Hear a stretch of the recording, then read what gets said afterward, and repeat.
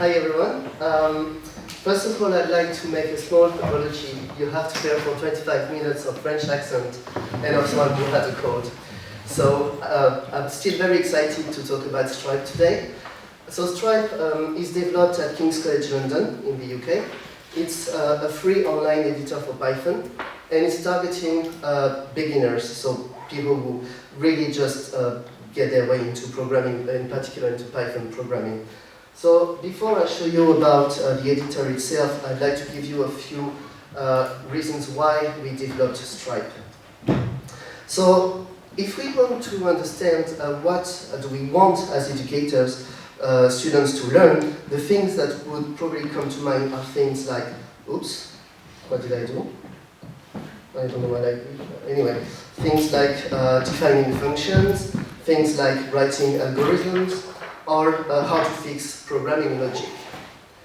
And one psychologist called Daniel Willingham wrote a book called Why Don't Students Like School? And he said memory is a residue of thought. In other words, it means that students will remember vividly the things on what they've been taking time to think about.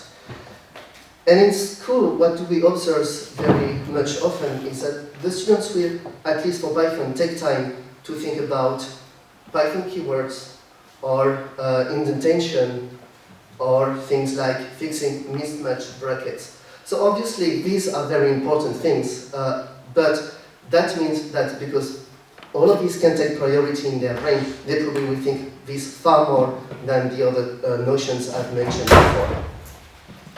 Alright, so now that I gave you some reasons why we think we want to try to push the first notions I've mentioned before into more importance, I want to show you what is Strype about. So for that, I'm going to make a demo, which is probably not the best idea on the talk, but anyway. So this is what Strype looked like when you load it for the very first time. This is a default project.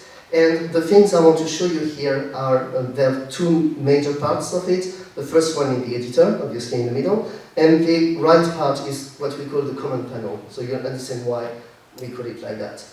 So the very first thing that probably strike your eyes here is that we deliberately section the code into three parts. One for import, one for function definition, and then the rest of the code. This is a choice that we've made so that students try to keep their code as tidy as possible. This is not something that Python forces you to do, but that's something that we think is important. So now let me show you what happens when I load the code. So what I will open now is a Python project, a normal Python project, and it's a code that we've taken from Kerry and Philbin, who wrote it for the Raspberry Pi Foundation. And that is, so I will choose Python code, and that is an example of a total graphic project. So it's called Snowflakes. If I run it here, you will see that it will trigger the total graphics canvas and do something. So the point is not to explain the code, I just want to show you how the editor looks like when a code is loaded. So the first thing that you will see here are those colored boxes. So they are not just made to be pretty, if that's pretty for you, but they are actually a very fundamental part of the editor. That's what we call frames, and they are actually a sort of compromise between the blocks from block-based editors like Scratch or Snap and normal text-based editors. So there's some similarities with blocks, and there are some differences. So I'm going to explain what difference they are and what similarities there are. So from the block environment, we maintain the fact that you have a frame for the different Python construct. So if you see to the right-hand side, you will see the different commands for frames which are corresponding to each construct, like an if, a for, and a while, and so on. And it is like the fundamental unit of the editor. That means that I can interact with it. If I click on a frame, for example, I have a menu that allows me to cut it, copy it, duplicate, disable, delete, and so on. Right, so the one difference with blocks, as you can see here, this looks like a page, like a text. So that means that frames are only organized in that sort of linear order. You cannot have, like in block-based environment, a canvas where you could put bits of codes everywhere. This has to be all in one page, so to say. And the way you can navigate between frames is by using what we call the frame cursor. So that is this small blue cursor here. So you can think of it as a sort of vertical cursor. So in a text-based program, you would have a vertical cursor, a horizontal cursor going from character to character, and here you have a vertical cursor going from frame to frame. So if I move up and down, I'm navigating in the code. So that gives you a position, but most importantly, it gives you a context. And what I mean by that is that if, for example, I try to drag and drop this for frame, I can move it around here and could drag it here. But if I was trying to do it, for example, in the import section, then I won't be allowed because the context doesn't allow you to have a for here.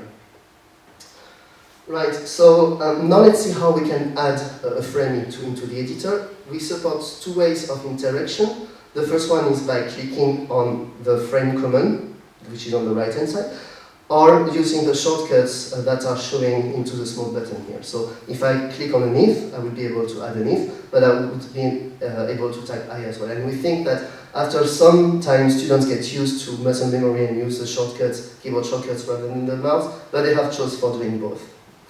So when I said earlier about the context, you could see that I was able to add an if here, because at that position an if can be inserted. But if I get inside an if and put my cursor here, now I have elif and else available because the context allows me to do so. So that context at the frame cursor is very important. The last thing I'd like to show you about the frames is what we call wrapping. So that's a pretty cool feature that by selecting some frames, so I'm selecting by using the shift and arrows here, I can easily wrap them with another frame. So for example, if I type F for 4, then I would have added this, those frames into the 4. I would have wrapped them. Okay, so now there is another part of the editor that is quite important, and that's what we call the text slots. So the text slots, contrary to the block-based, are much more flexible. They are free text editors, free text slots, and you can type expression very easily by just typing them as you would do by text. So, sorry, if I type something like that, I'm able to, I don't know why my keyboard doesn't work anymore. I wanted to just put a plus here. Yeah, I don't know, my plus doesn't work, so I'll try minus instead. Oh, okay. I don't know what's going on here, but anyway, it would be able, I know why, sorry. I'm in the variable part of the for, so obviously I'm not able to do operations here, so let's do that again into the second part. So here, I can type an expression. This time the plus should work, yes. So I can type things a bit complex, but we still try to keep the code syntactically correct. So that means, for example, if I wanted to add in my expression some brackets, so let's say I want to add plus and a bracket here, by typing a bracket, you would always have the counterpart adding together. And conversely, if you were trying to delete a bracket, the counterpart would be deleted as well. So that means that we always avoid having dangling brackets or quotes, because that works for strings as well, into the code. So I can show you with quotes, for example. If I had a quote here, deleting one of the quotes will delete the counterpart. Sorry, so now I would like to show you another example of code. So this time I will open a project in our own format. So our own format is called SPY, and this is actually a sort of, it is a text file. It can work with a Python environment, and it just had a few features in common that Strype is able to parse. So they are compatible, and the project I will open here is a game. So when I wrote the title of this talk, Creative Project, that's exactly what I want to show you here. We have developed a library that we call the Strype Media Library to allow you to have an environment with graphics and sounds. So by using those modules here, students can be easily able to have something similar to Scratch, where you have pictures and sounds. So I'm not going to explain the library as such, but I just want to show you first how it runs. So now, if I move around, I'm pressing the keys now to move my fish here. And that's a very simple game to eat shrimps, and you can see it doesn't take a lot of space at all. Sorry. So the only thing I'd like to show you about this module is what we call actor. So all of these elements inside this world are called actors, and you can see a very interesting feature that we show the picture inside the constructor. And what I'd like to show you here is, let me stop the code first. If I delete that fish here, oops, I deleted the wrong stuff. So let me get back to it. So that's you can see that the code will prompt you the parameters, right? And if you are adding, let's say x equals something, the x would disappear from the prompt. So we dynamically show the prompt in the method. One very easy feature for that game environment is that you can take some picture. Let's say that I wanted to change the fish to another fish. I can simply just copy it and paste it inside my function call. And I get it inside the function. Then if I run the code again, you would see that that picture has changed. And we can do the same for sound. So, for example, let's take a sound here. So I cannot copy directly from the browser, so I have a small tool here. It's copied in my keyboard, and if I want to paste it here, you will see that we show this sort of small sound wave image here. I'd like to show you that we have also auto-completion in Strype. So for example, if I type, I want to call a function onto that sound, by pressing Ctrl and space, I trigger the auto-completion, and Strype will dynamically adapt the content to whatever was before where you requested it. So here, for example, because I'm calling a method on the sound, I have the stuff that is available for the sound. So if I were typing, let's say, play, you can see that this auto-completion just refresh itself. So I could play, and that's what it is. I'd like to show you something else about Strype. So for example, in that code, we're using the rendit function from this random module. Let's imagine that we forgot to import the module. If I run the code, I will get into an error, and we show it as Python would do into the console, but we also match the frame where that error stemmed from. Alright, so now I'd like to show you another project, and this time I will open the project from Google Drive. And the reason I want to do that is because we have developed support for the file I/O from Python, but that only works with cloud-based projects for some technical reasons. So let's say I want to open this one. This is just an example of of a file that will read and write another file, a project that will read and write a file. I will show you which file it is. This is in my Google Drive. So you can see it's just a CSV, there's only one entry right now. And this program here is running the file and then allow you to add some elements into that file just using the standard file API from Python. So if I run it, it will first show me the first line. And then in that example, it prompts you to add something. So I just add whatever gibberish stuff, it's just for the example. PYCON UK, live demo, and I'll say, that. Okay, so in that example, stop will prompt you to, write, like exit the program in a way. So it says your change has been saved, and now if I get back to my file and open it again, you will see that the second row has been added. So that's the way we work with file I/O. Okay, one other feature that is only available for cloud-based projects is what we call the sharing functionality. So when you write a program with Strype which is saved onto the cloud, you are able then to share it. And that's very useful for, let's say, teachers who want to share a resource or teacher to their classroom or with other teachers. We support two types of sharing through Google Drive, either making the file public and accessible to everybody, or to share it with the rights from Google Drive that then the user had to set the rights for other users to be able to access their files. Alright, so now I would like to show you another version of Strype. So that is a standard version for Python in general. And we have made another version of Strype for microbit in particular. Sorry, so is anyone not familiar with microbit in the audience?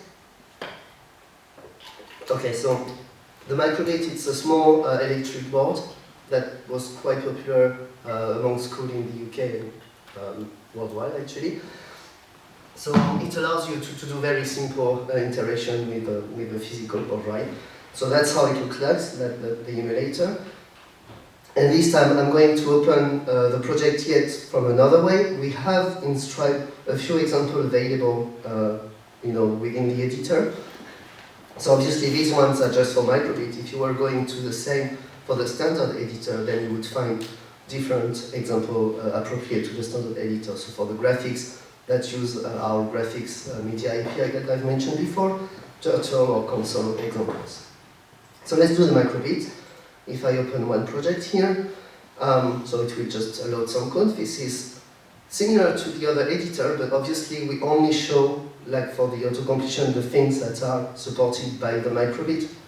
Microbit is working with Python already, so we didn't make a new library. This is already an existing library.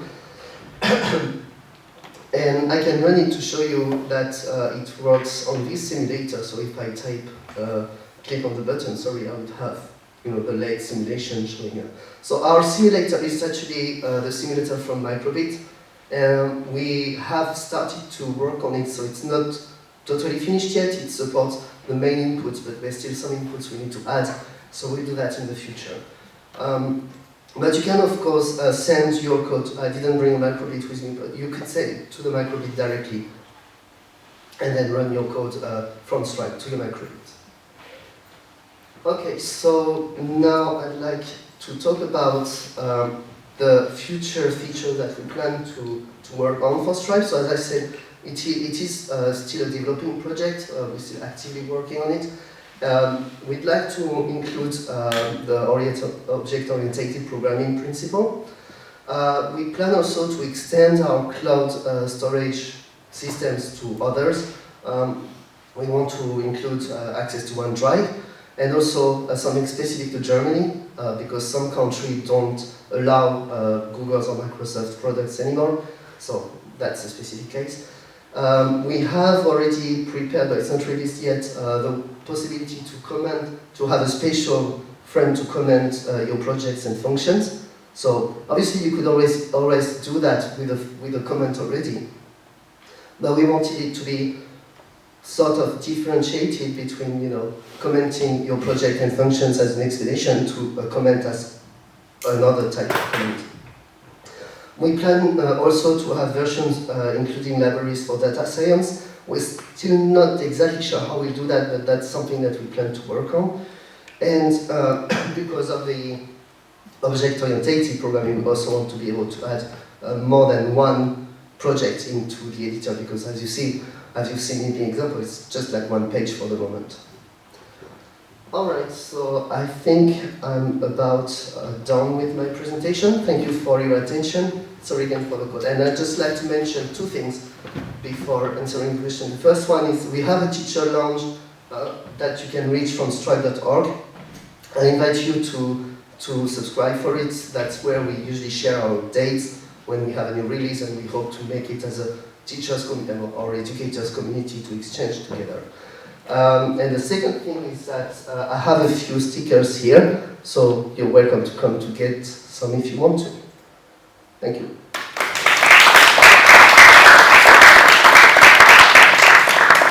Thanks, Pierre. And now's the time for questions. Yeah. Thanks so much for that amazing presentation. It's good to see some new tools, especially specified for student use cases where they're able to leverage this and build something. I guess my question is, it's good to see what you've built so far, and it's also good to see, amazing to see what the roadmap-ish looks like. Yeah. I guess my question is, do you intend to, because students have different programming backgrounds or no backgrounds at all, and they tend to kind of use popular tools to build maybe assignments and things like that. Do you also, in the future, look at incorporating this into popular IDEs and notebooks, just so that they're able to leverage Strype functionalities inside of maybe, because the fact that you input a Strype notebook, an ordinary notebook, and it's able to convert that into like a Strype visual environment, it's amazing. I love to see that, and the fact that you're able to do drag and drop. I mean, there's a lot of functionalities in there. Yeah. Having that inside like a popular IDE, I think will be a lot amazing. That's a very good question. We don't have plans to let it being integrated to other solutions. For the moment, we want it to be just in our own environment. This is probably also for just some technical reason that we probably want to keep control about what we are doing and not let people rely on us for their own solutions. However, it's not exactly the same way of thinking, but we plan to do some sort of tutorials within Strype. We're not sure how we will do that yet, but we were thinking that we would have some sort of tutorials to program, basically, like you would find, for example, in MakeCode or whatever. That would be a project for I would say medium future.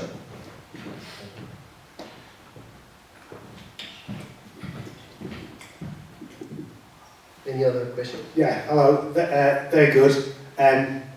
I could have done with that 5 years ago. Hello. Thank you. I could have done with that 5 years ago when COVID, because I teach Python, and to teach Python remotely, having it in a browser would have been brilliant. So, is the implementation, is it running in the browser or is it running in the cloud? Yeah. And secondly, if it's running, how does a teacher, if a teacher wants to see how a pupil is working and they get problems, how can somebody sort of help them? Because I'm assuming it's using just standard Python libraries, it's not using third-party libraries. Okay, so the way Strype works is it is a single-page application. That means people get to the page, and then everything is loaded and run on the browser. So there's no constant exchange with any server or something of that sort. Yeah. Regarding like sort of progress following from the teacher, that's a very good point. We don't have a proper way for teachers to be able to monitoring in that sense, but so that's it's a bit prospective what I'm going to say, but we are working as a research group initially, so it could be that in the future we get to some sort of data collection on the usage of the editor to be able to keep trace of what students have been doing. I would say that for the moment the easiest way for teachers to do that would be to work with the cloud system and make sure that students save into a shared folder. There's a lot we can do that, because keeping it away from the cloud. Having taught Scratch and things like that, one of the big challenges when Scratch went into the cloud was telling students not to put personal data in the cloud. So the fact you've got the data locally in the browser is great. Yeah. But then obviously you're then trying to keep that in a classroom environment. So we've got to try and teach good data discipline as well, which I think you've got a platform for that. But that's Yes, so that's what we can do for the moment. Yeah. I have a question. Do you have any visualization for recursion? That's a very good point. We don't. We don't. So that would be a perfect tutorial, probably, at least to explain what it is. Even if you don't have the frames that allows it to do very easily, at least being able to do it with a tutorial would be a good thing. Yeah. a quick one. Probably just wanted to know if this is an open source and not open for contribution or open for contribution. Yes, Strype. So it is open source. We would not allow everyone to change the code directly, but it is accessible at least in GitHub. And if someone wants to contribute, they can always do something. And if we think it's good, we'll just merge the fork. I mean, why not? Yes. So I actually don't think we have a link to our GitHub from the main page, but if you want to get involved, on the main page you will find our contact detail, and just reach out and we'll exchange. But I'll probably add that into the FAQ. Thank you. Thanks, Pierre.